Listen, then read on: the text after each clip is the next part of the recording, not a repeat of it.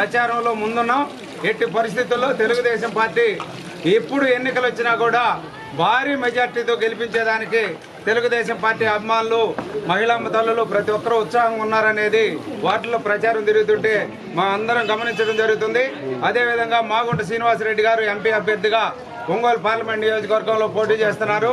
వారికి, లక్ష్మి గారికి ఘన విజయం చేకూర్చేదానికి ప్రజలందరూ సిద్ధంగా ఉన్నారు. మా వైపు నుంచి కూడా భవిష్యత్తులో ఏ విధమైన ఇబ్బంది వచ్చినా కూడా తెలుగుదేశం పార్టీ తప్ప ప్రజలకు అండగా ఉండే పార్టీ ఇంకోటి లేదు. ఈ వైసీపీ ప్రభుత్వం వచ్చిన తర్వాత ప్రజలను వంచి గివ్ అండ్ టేక్ పాలసీ లాగా ప్రభుత్వ సొమ్ము ఇచ్చి ప్రజల సొమ్ము దోచుకునే పరిస్థితుల్లో జగన్మోహన్ రెడ్డి పరిపాలన సాగింది.